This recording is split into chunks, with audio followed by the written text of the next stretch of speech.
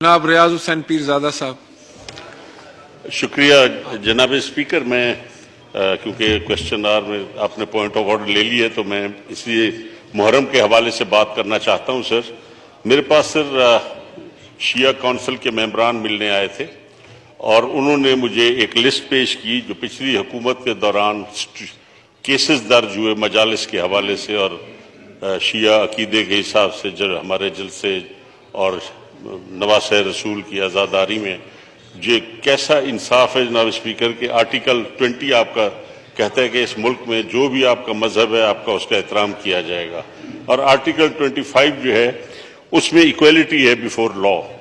आप टीटीपी के साथ तो मज़ाकरात कर रहे हैं, जो घरों को उजाड़ते हैं, जिन्होंने फिरका वारियत की, जिन्होंने बड़े बड़े लीडर्स को शहीद किया, और स्केड्यूल 4 जो है वो आपने गरीब आज़ादारों के लिए जो बदमाशों के लिए लॉ कानून बनता है उसमें आप उनको चालान कर देते हैं।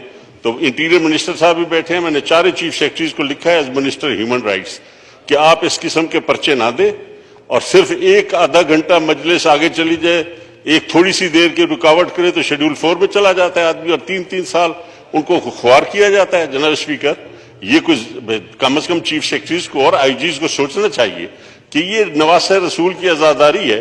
कभी आज तक कोई एक मिसाल बताएं कि आज़ादारी के जुलूस में किसी ने कोई दुकान लूटी हो, किसी के घर पे हमला किया हो, किसी आज़ादारी जुलूस ने जाके किसी के घर पे धावा बोला हो, उन्हीं पे बम चलते हैं और आपने उसको बदनाम करने के लिए पूरे शहर को कॉर्डन ऑफ कर देते हैं क्योंकि आज़ादारों का जुलूस जाना है ताकि आप 15-15 किलोमीटर चक्कर लगाएं और कहें लोग कि ये शिया लोग क्या कर रहे हैं जी, इन्होंने तो शहर ही बंद कर दिए। हमने कभी दरखास्त नहीं दी कि हमारी जिंदगी बचाओ, हम पैदा ही शहादत के लिए हुए हैं आले रसूल के नाम पे। आप ये एहसान मत करें कि शिया मजालिस को आप अपनी पुलिस के जरिए बचाएं। आप जो करता है हमला, जब आपकी नीयत होती है तो हमला होता है। आपके अपने इदारों ने ये बनाए थे ये सारे असूल, गैर मुल्की एजेंडा मजहब का और गैर मुल्की एजेंडा सियासत का, जो सियासतदानों के साथ हो रहा है, जो हमारी मजहबी लोगों के साथ हो रहा है। ये जब जीम और जीम का जो आपस में जब है रिश्ता नाता, इसकी वजह से हमारे सांसें बंद हो गई हैं। सोशल मीडिया ने हमारी आज़ादी खत्म कर दी है, टीवी ने आज़ादी खत्म कर दी है। जनाबे वाला कानून, जब भी एक नया कानून बनता है एक नई ब्लैकमेलिंग, एक नया रिश्वत का दरवाजा खुलता है और कानून बनाई जा रहे हो और लोगों को अजाब में मुब्तला कर दिया है। जनाबे वाला, ये मजहबी आज़ादी और ये इंसानी हकूक, जब इंसान पैदा होता है तो अपने इंसानी हकूक के साथ ही वो पैदा होता है, उसको कोई नहीं बता। ये असूल कुरान ने और हमारे नबी अकरम सल्लल्लाहु अलैहि वसल्लम ने और इस्लाम ने आपको दे दिए हैं। ये असूल, कोई कानून ऐसा नहीं है कि आप अगर नबी अकरम सल्लल्लाहु अलैहि वसल्लम के वक्त में ईसाई और मुसलमान और सब मदीने में अगर रह रहे थे तो वो उस पाक जात की मेहरबानी से और उनकी रहमत के साये में रह रहे थे।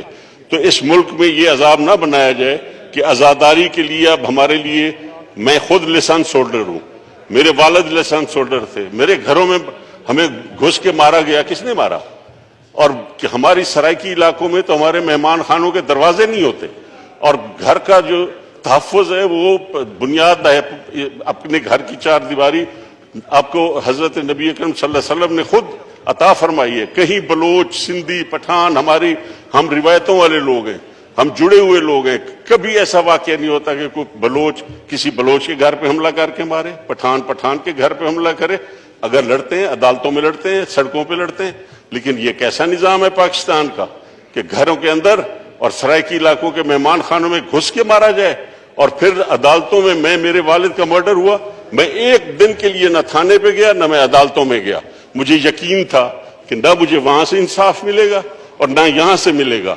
और वो अल्लाह ताला ने मेहरबानी की, जब पहला मिसाइल फायर हुआ मीरम शाह में गिरा तो मेरे वालिद के जो 2 कातिल थे वो उसी मिसाइल में मर गए थे।